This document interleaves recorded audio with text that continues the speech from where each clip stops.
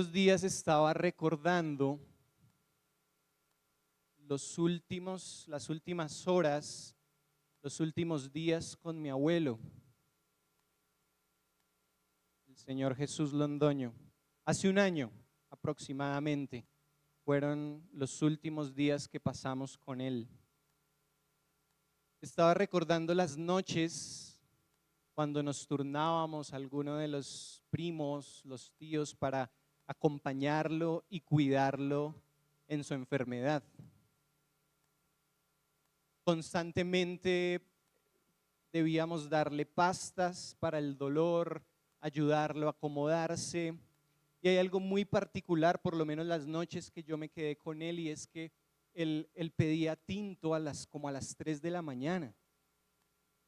Yo sabía que siempre le había gustado el café, pero era particular en estos últimos días, él estando enfermo, que pidiera tinto a las 3 de la mañana. Se lo dábamos naturalmente.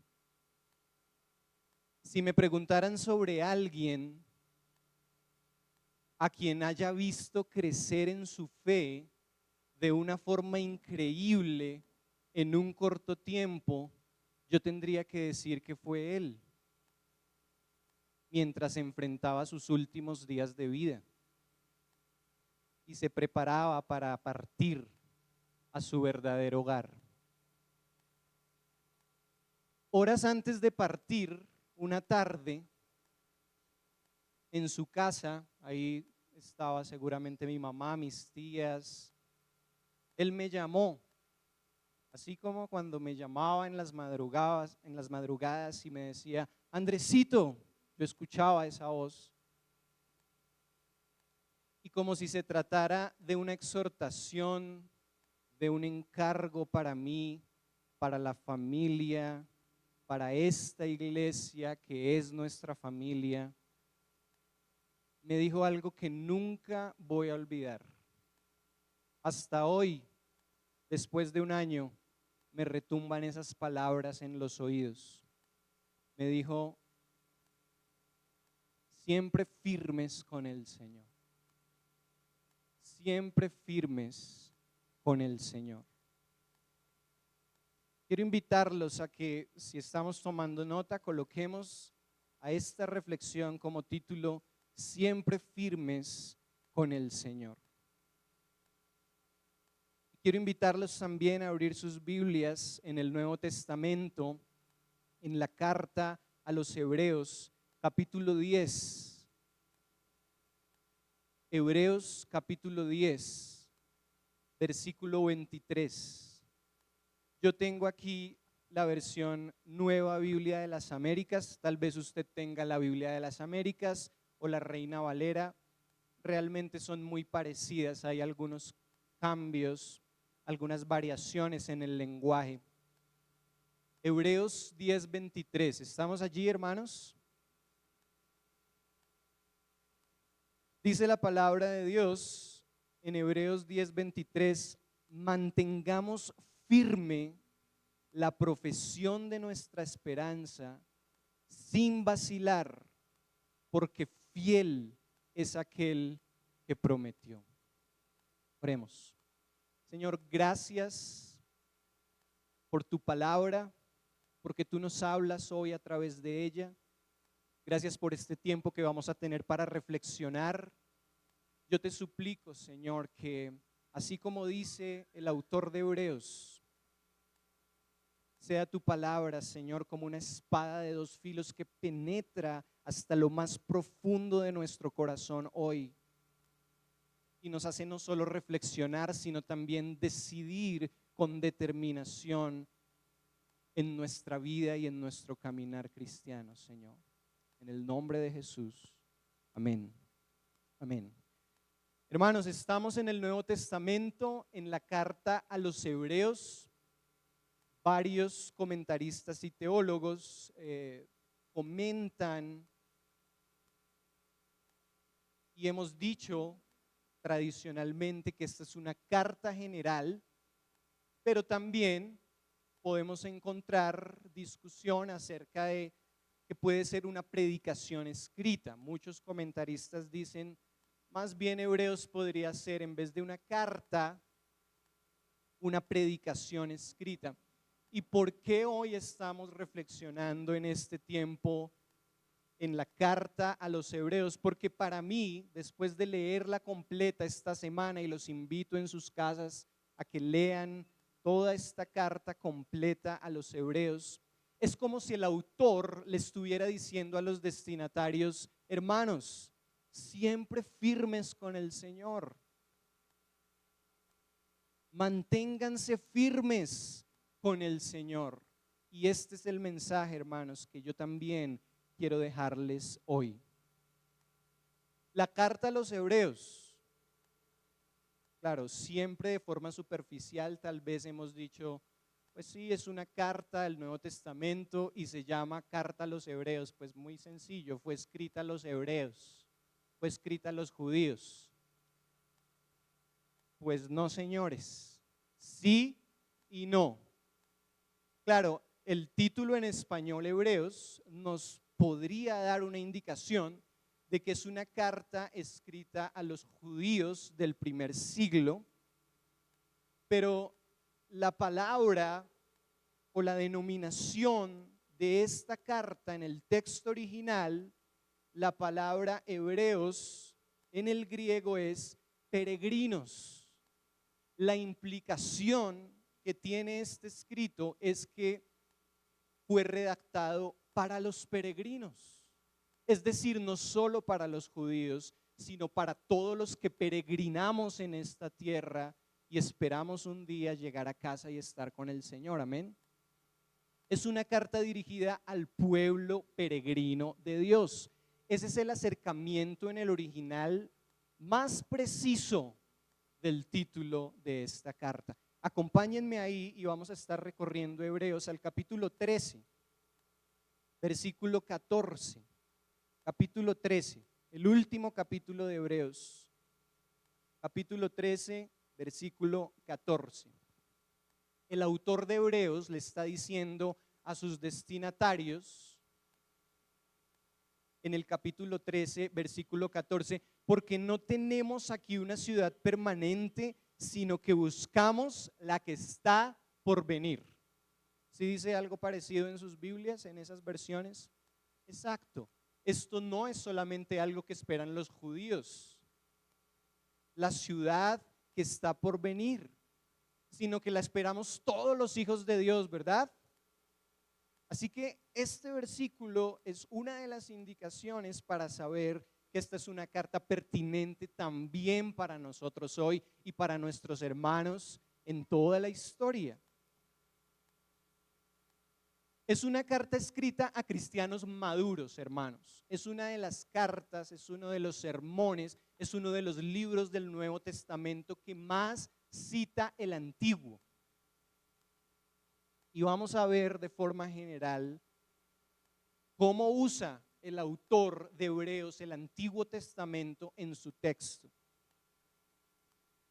Entendemos que es una carta escrita a cristianos maduros, conocedores de las Escrituras, porque el autor, cuando empieza a escribir y cuando empieza a redactar su carta, va a nombrar a los héroes de la fe, a Moisés, a Abraham, a Sara, a Abel, a Enoc, porque habla de sacrificios,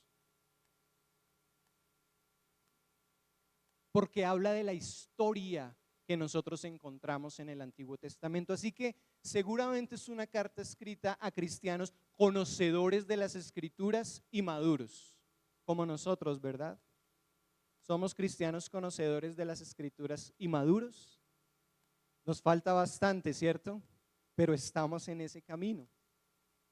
Una carta escrita seguramente a cristianos perseguidos del primer siglo en Roma, que se encontraban en Roma. Y su propósito, hermanos, es exhortar al creyente a permanecer firme en su fe y su caminar cristiano. Su propósito es exhortar, y entendemos que la palabra exhortar no es regañar, sino animar, es el significado en este contexto. Claro, porque muchas veces Yo podría decir, me exhortaron o te voy a exhortar. Las personas piensan que es un regaño, pero no. La palabra exhortación es dar ánimo, animar a otro. Su propósito es exhortar al creyente a permanecer firme en su fe y su caminar cristiano. Capítulo 13, versículo 22. Alguien con voz fuerte. Capítulo 13, versículo 22. ¿Qué dice?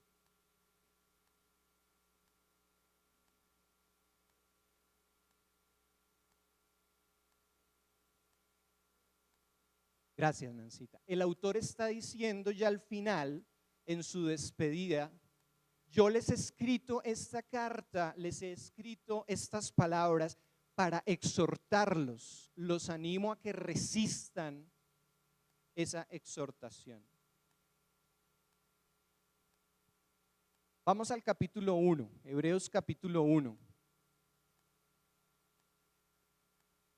Y ya dijimos, hermanos, que el propósito del autor de Hebreos, que no estamos por la historia seguros de quién es el autor. Hay mucha discusión teológica, algunos dicen que fue Pablo, otros dicen que fue Apolos, otros dicen que fue Bernabé, incluso algunos otros dicen que fue Lucas quien escribió Hebreos, pero no lo sabemos con certeza. El autor no se presenta como lo hace Pablo en sus cartas, ¿verdad? Si recuerdan las cartas de Pablo, yo Pablo, apóstol de Jesucristo, etcétera, etcétera. No pasa así en Hebreos. Pero dijimos que el propósito es animar al creyente a permanecer firme en su fe y su caminar cristiano. Y en el primer versículo, en los primeros 2 versículos del capítulo 1, encontramos el argumento principal del escritor de Hebreos para después animar a estos hermanos a permanecer firmes en su fe y en su caminar. Hebreos 1, 1 y 2 dice: Dios, habiendo hablado hace mucho tiempo, en muchas ocasiones y de muchas maneras a los padres por los profetas, en estos últimos días nos ha hablado por su Hijo, a quien constituyó heredero de todas las cosas, por medio de quien hizo también el universo. Este es el argumento principal, hermanos. Hebreos es una carta, una epístola, una predicación cuya frase principal podría ser: Cristo es superior, Cristo es mejor. Hebreos es un libro que presenta la supremacía, la superioridad de Cristo sobre cualquier otra persona o sobre cualquier otra cosa en la historia. Y nos dice ahí en los primeros versículos, el autor empieza diciendo: Dios ha hablado ya muchas veces, de muchas formas, y seguramente se está refiriendo al Antiguo Testamento para decir: Él ya nos habló a través de los profetas. Allá, en el antiguo pacto, en tiempos antiguos, quedaron los profetas, pero en estos últimos días nos ha hablado por su Hijo. Ahí va a empezar a esbozar, a presentar que Cristo es superior, la supremacía de Cristo. Y hay 2 elementos en este argumento para hablar de la superioridad de Cristo. Él fue constituido heredero de todas las cosas. Pablo dice en Colosenses que todo lo creado fue creado por medio de Cristo y para Cristo. Él es el primogénito. Él es el Señor. Segunda parte del versículo 2, por medio de quien hizo también el universo. No es solamente por quién y para quién fueron creadas todas las cosas, sino Él mismo es el creador del universo. Y por Él fue creado el universo, para su gloria. Hay muchas personas que están sinceramente equivocadas, hermanos, cuando dicen: gracias, Señor, porque todo esto tan hermoso, cuando vamos al campo podemos respirar, ver el mar, los pajaritos, las montañas, los nevados. Gracias porque creaste todo esto para nosotros, para nuestro disfrute. Hermanos, el Señor nos dio la oportunidad de administrar y de disfrutar de su creación, pero todo lo creado, incluyéndonos a nosotros, fue creado para gloria de Cristo, no para nuestra gloria.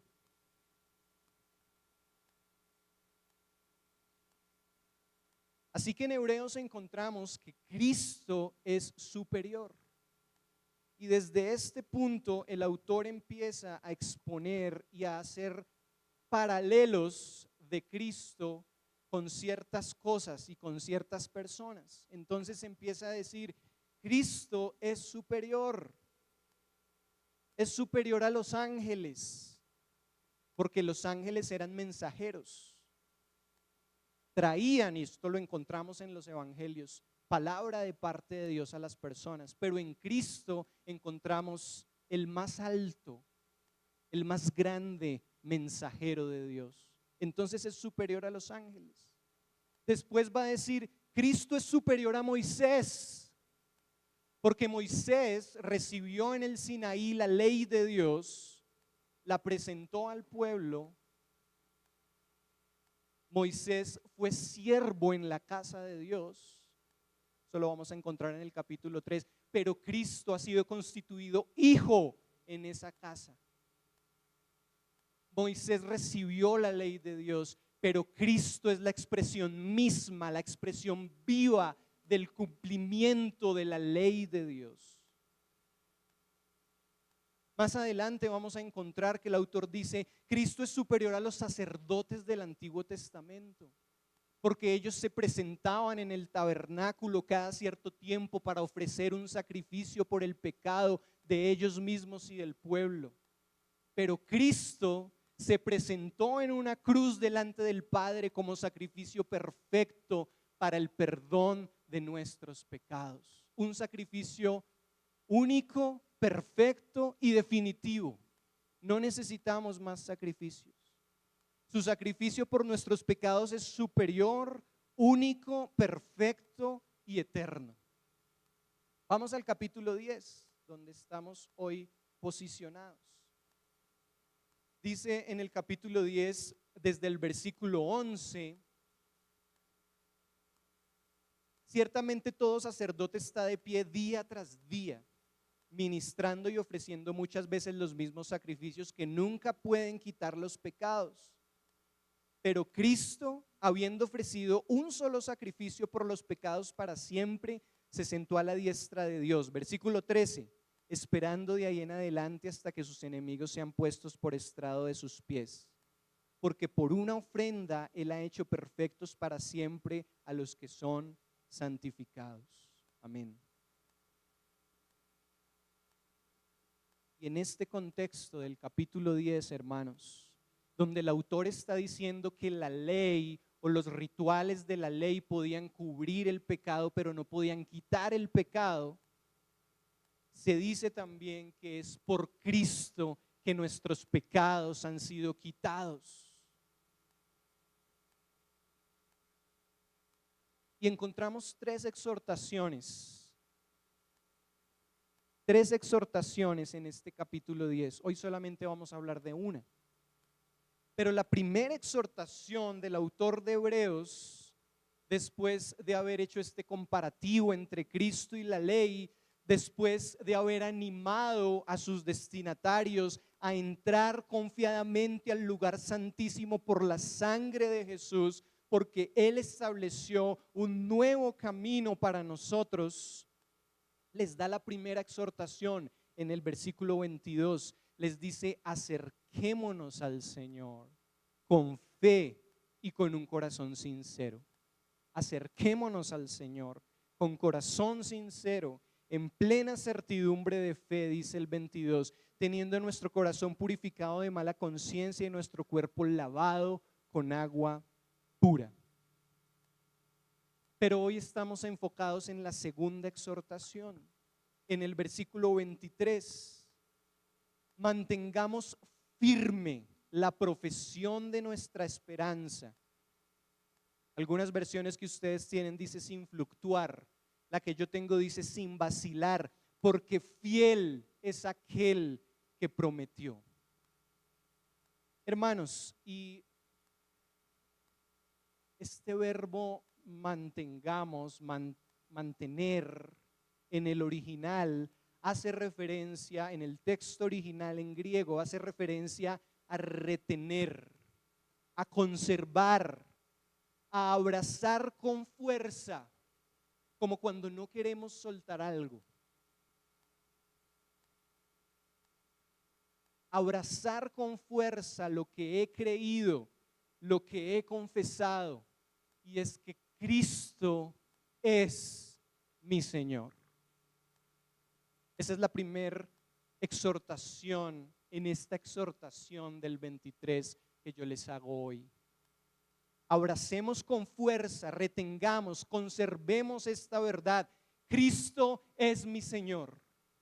Una de las razones por las que yo trabajé, luché con mucha fuerza, con mucho fervor en esta comunidad, para que no nos llamáramos ni pentecostales, ni bautistas, ni reformados, ni que hubiera aquí una persona principal al frente que todo el mundo adorara y venerara, es porque entiendo por las escrituras que el llamado que Dios nos hace, el primer llamado, la primera exhortación es a abrazar con fuerza esta verdad. Cristo es mi Señor, no un hombre, no la denominación reformada, ni la bautista, ni la pentecostal, ni la wesleyana, ni la iglesia tal y tal y tal y tal, ni tal persona. No, Cristo es mi Señor. Y la centralidad en Cristo debe permanecer en nuestros corazones. Esto es un patrón en Hebreos, el presentar a Cristo como el centro de nuestras vidas. Yo lamento tanto, hermanos, realmente estoy usando el sarcasmo para decir que lamento que la Biblia no diga pongan sus ojos en tal denominación o en tal iglesia o en tal persona.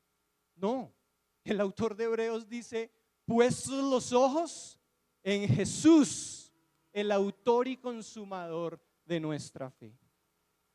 Y dice ahí, teniendo en cuenta que es un patrón en esta predicación escrita, capítulo 3, versículo 1, dice: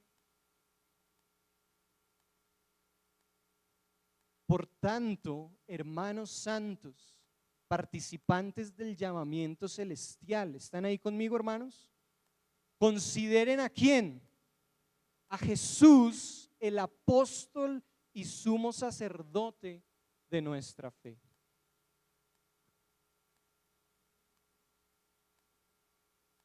Capítulo 4, versículo 14.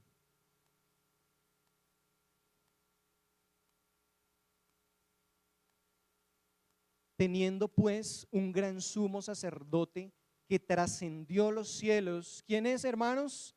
Jesús, el Hijo de Dios. ¿Qué dice ahí? Retengamos nuestra fe, abracemos nuestra fe, conservemos, abracemos con fuerza esta verdad. Cristo es mi Señor. Por eso el 23 dice: mantengamos firme la profesión de nuestra esperanza. Pero también va a decir, hermanos, algo muy interesante, porque las cosas no se quedan en teoría. Dice ahí sin fluctuar o sin vacilar. ¿Sí dice eso sus Biblias? Sin vacilar, sin fluctuar. Y en el texto original, hermanos, este verbo sin vacilar o sin fluctuar indica algo muy interesante, y es: hemos abrazado la verdad de que Cristo es nuestro Señor. No mi familia, no la iglesia, no el pastor, no mi esposo, no mis hijos. Cristo es mi Señor. Y cuando dice sin fluctuar, sin vacilar, el verbo griego hace referencia a sin inclinarse. cuando nos hace el primer llamado es mantengámonos firmes, firmes, sin inclinarnos. A eso hace referencia el verbo cuando dice sin fluctuar o sin vacilar. ¿Qué quiere decir eso, hermanos? He abrazado la verdad de que Cristo es mi Señor, pero después del verbo sin vacilar, o más bien lo que me está indicando el verbo sin vacilar o sin fluctuar, es que por cuanto he abrazado la verdad de que Cristo es mi Señor, vivo dando testimonio de que Cristo es mi Señor. Porque ese es el gran problema. Vengo aquí el fin de semana o en mi casa delante de mis padres o delante de mi esposa. Cristo es mi Señor, confieso que Cristo es mi Señor, pero ¿qué está mostrando mi conducta, mi caminar delante de otros? Por eso el versículo dice sin fluctuar, porque para todos es sencillo decir Cristo es mi Señor, pero vivo dando testimonio de que Cristo es mi Señor.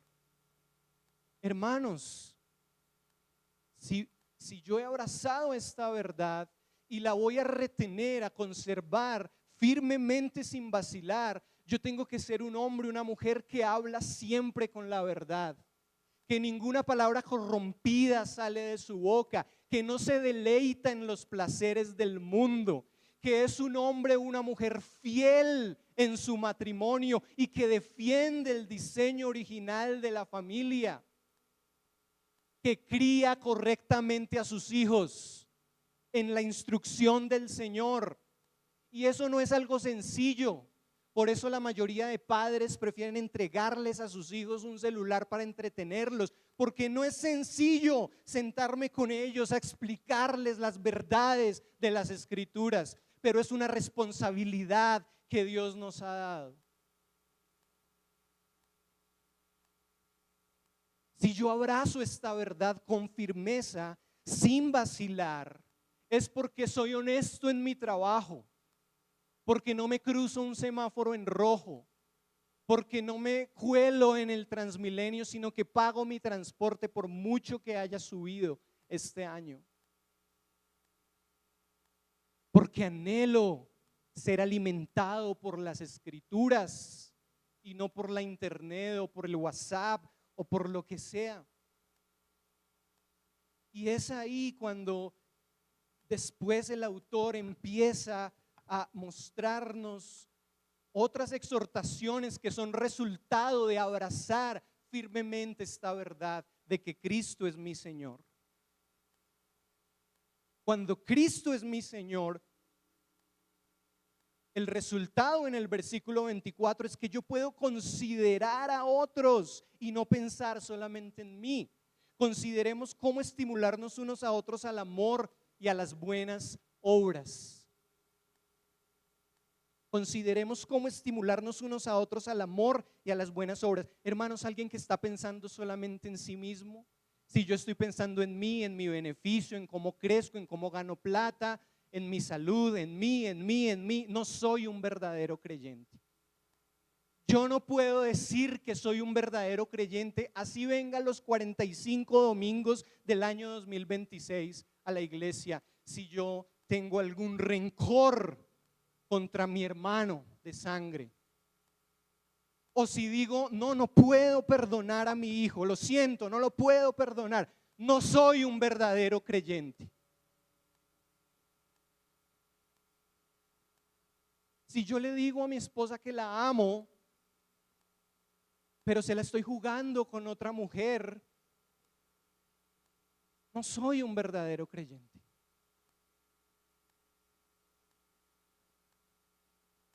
Si yo guardo rencor en mi corazón contra alguna persona, si no quiero solucionar un conflicto porque me da rabia y lo guardo por años, preguntémonos hoy, ¿he abrazado realmente esta verdad de que Cristo es mi Señor? Una de las cosas que yo he aprendido a lo largo de estos años, hermanos, es que la iglesia es del Señor. y está conformada por hombres y mujeres fracturados. Yo estoy fracturado y por eso necesito al Señor cada día de mi vida. Claro, estamos fracturados, pero necesitamos trabajar en esas fracturas. Necesitamos vernos a nosotros mismos y trabajar en esas fracturas, porque eso es mantener firme la profesión de nuestra esperanza. Dice la parte B del versículo 23, porque fiel es aquel que prometió. Esta decisión, hermanos, de mantener firme la profesión de nuestra esperanza sin vacilar, descansa en la fidelidad de Dios. Descansa en la fidelidad de Dios. Todo el tiempo el autor de Hebreos está diciendo, Dios es fiel, fiel es el que prometió. Él ha dicho que lo hará y lo cumplirá. Hasta hoy se ha cumplido y se va a cumplir. Estoy seguro que aquel que me dio una nueva esperanza de vida aquí y en la eternidad es completamente fiel. No hay otra forma de mantenernos fieles a Él, hermanos, si no descansamos, si no confiamos, si no depositamos absolutamente nuestra confianza y estamos seguros de que Dios es fiel. Capítulo 6, versículos 17 y 18.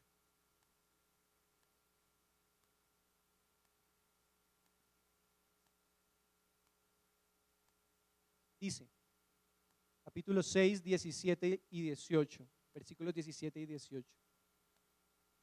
Por lo cual Dios, deseando mostrar más plenamente a los herederos de la promesa a la inmutabilidad de su propósito, interpuso un juramento, a fin de que por dos cosas inmutables en las cuales es imposible que Dios mienta, los que hemos buscado refugio seamos grandemente animados para asirnos de la esperanza puesta delante de nosotros.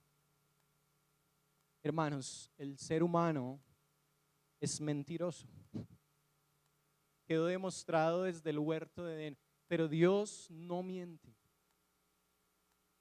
Dios no miente, porque Él es fiel a su carácter. Y podemos confiar plenamente en su fidelidad para el 2026. Pero necesitamos tomar decisiones en nuestras vidas. Necesitamos tomar decisiones. En ocasiones yo les he dicho,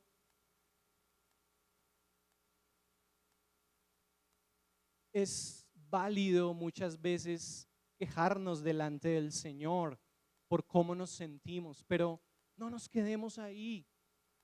Tomemos decisiones en nuestras vidas.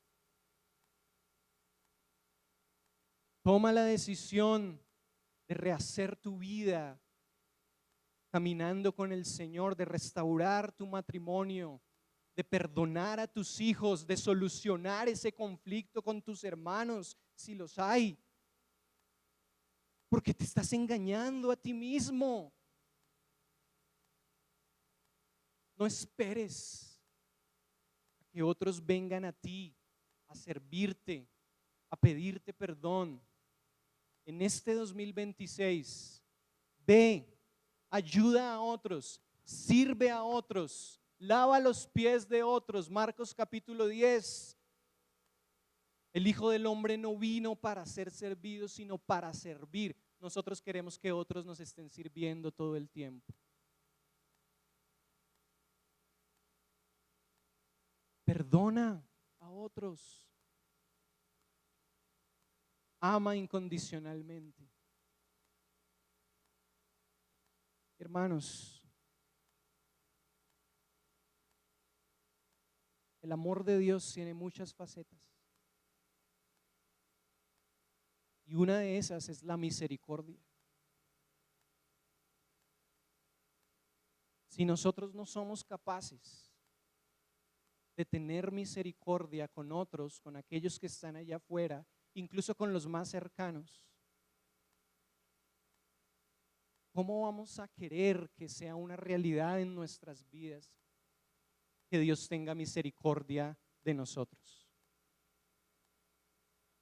Capítulo 11, versículo 11, está hablando de los héroes de la fe y está hablando de la esposa de Abraham, Sara.